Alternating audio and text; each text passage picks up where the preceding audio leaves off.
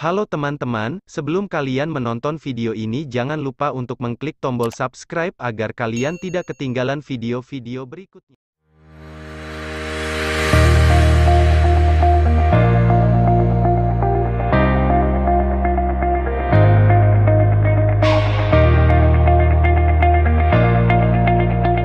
Sistem penginderaan. Sistem indera adalah bagian dari sistem syaraf yang berfungsi untuk proses informasi indera. Di dalam sistem indera terdapat reseptor indera, jalur saraf, dan bagian dari otak ikut serta dalam tanggapan indera. Indera penglihatan. Mata berfungsi untuk menerima rangsangan berupa cahaya karena di dalamnya terdapat reseptor penerima yang disebut fotoreseptor. Dinding bola mata terdapat 3 lapisan, yaitu sklera, koroid, dan retina. Nah, bagian-bagian mata. Yang pertama, kornea mata, yang berfungsi meneruskan cahaya yang masuk ke dalam mata. Cahaya tersebut akan masuk dan berakhir pada selaput jala atau retina. Kedua, iris merupakan selaput pelangi yang letaknya di belakang kornea mata. Ketiga, pupil yang berfungsi untuk mengatur banyaknya cahaya yang masuk ke dalam mata. Keempat, lensa berfungsi untuk memfokuskan agar cahaya yang masuk ke dalam mata jatuh tepat pada retina. Kelima, retina berfungsi untuk menangkap cahaya yang masuk ke dalam dan terletak di paling belakang pada mata. Keenam, saraf mata memiliki fungsi untuk meneruskan rangsangan cahaya ke otak. Ketujuh, otot mata berfungsi untuk menggerakkan bola mata sehingga mata bergerak ke kanan, kiri, atas, dan bawah. Cara kerja mata. Yang pertama, cahaya yang dipantulkan benda ditangkap oleh mata, menembus kornea dan diteruskan ke pupil untuk diatur intensitas cahayanya. Kedua, cahaya diteruskan menembus lensa mata. Ketiga, daya akomodasi lensa mata mengatur agar cahaya jatuh tepat di bintik kuning. Keempat, bintik kuning menerima cahaya melalui sel kerucut dan sel batang lalu disampaikan ke otak. Kelima, informasi diolah oleh otak dan kita dapat mengetahui apa yang kita lihat.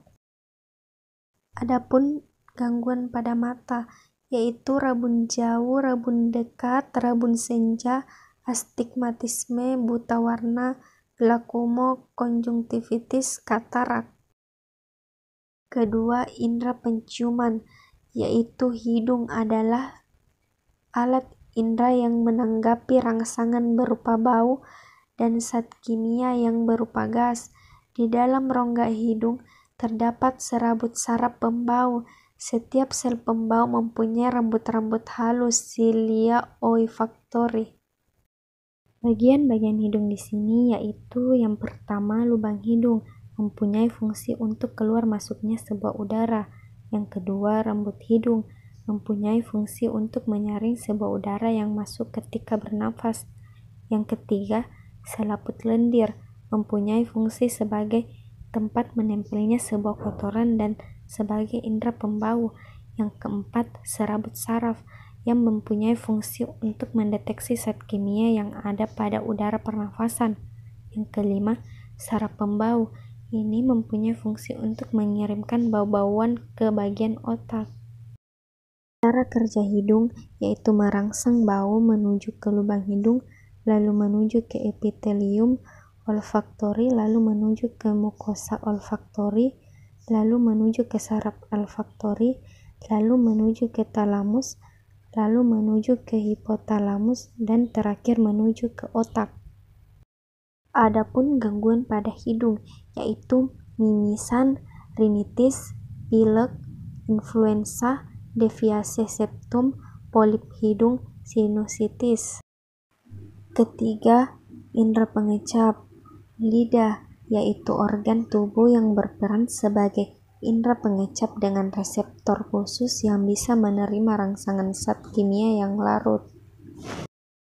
Adapun cara kerja lidah, yaitu makanan atau larutan berasa menuju ke papila lidah, lalu menuju ke saraf gustatori, lalu menuju medula oblongata, lalu menuju ke talamus, dan yang terakhir menuju otak. Adapun gangguan pada lidah, yaitu fisur tong, coated tong, hairy tong, depapilla tong, geographic tong, kanker lidah, glossitis, dan burning tong. Keempat, indera pendengaran, yaitu telinga, yang merupakan organ yang berfungsi untuk mendengar suara atau bunyi. Suara yang dapat didengar berfrekuensi antara 20-20.000 getaran per detik. Telinga manusia terdiri dari 3 bagian, yaitu telinga luar, tengah, dan dalam. Bagian-bagian telinga di sini yaitu yang pertama, telinga bagian luar, yakni terdiri dari daun telinga, lubang telinga, dan liang pendengaran.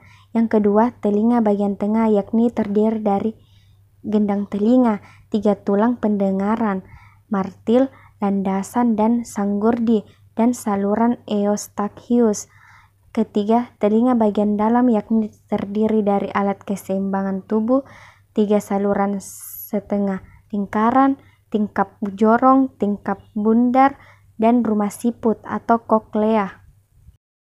Adapun fungsi bagian telinga, yaitu daun telinga, lubang telinga, dan liang pendengaran, yang berfungsi untuk menangkap dan mengumpulkan suatu gelombang bunyi.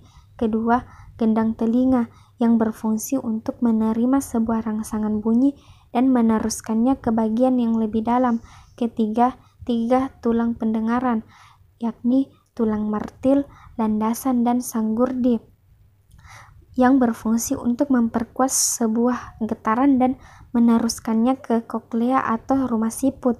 Keempat, tingkap jorong, tingkap bundar, 3 saluran setengah lingkaran, dan koklea, yang berfungsi untuk mengubah impuls dan diteruskan ke otak. Kelima, saluran Eustachius, fungsinya untuk menghubungkan suatu rongga mulut dengan telinga bagian luar. Cara kerja telinga yaitu suara yang kita dengar akan ditangkap oleh daun telinga, kemudian sampai ke gendang telinga sehingga mempunyai gendang telinga bergetar. Getaran ini diteruskan oleh 3 tulang pendengaran ke tingkap jorong dan diteruskan ke rumah siput. Di dalam rumah siput, cairan limfe akan bergetar sehingga merangsang ujung-ujung saraf. Telinga juga memiliki gangguan, yaitu ostitis eksterna, ostitis media, ostitis interna, gendang telinga pecah, telinga berdenging, kolesteatoma, dan otosklerosis. Kelima, indera peraba merupakan satu dari 5 panca indera manusia yang membuat kita bisa merasakan sesuatu yang kasar, halus, panas, dan juga dingin dari permukaan benda melalui bagian tubuh manusia, yaitu kulit. Kulit manusia sendiri bisa merasakan segala jenis ragam tekanan, tekstur, rasa sakit, dan juga gerakan. Adapun bagian-bagian kulit dan fungsinya, yang pertama kulit ari, yang berfungsi untuk mencegah masuknya sebuah bibit penyakit dan untuk mencegah penguapan air dari dalam tubuh. Kedua, kelenjar keringat mempunyai fungsi untuk menghasilkan suatu keringat. Ketiga, lapisan lemak yang berfungsi untuk menghangatkan suatu tubuh. Keempat, otot penggerak rambut yang berfungsi untuk mengatur sebuah gerakan rambut. Yang kelima, pembuluh darah yang berfungsi untuk mengalirkan darah ke seluruh tubuh. Gangguan pada kulit, yaitu bisul, kudis, eksim, kurap, eksem, jerawat, dan melanoma.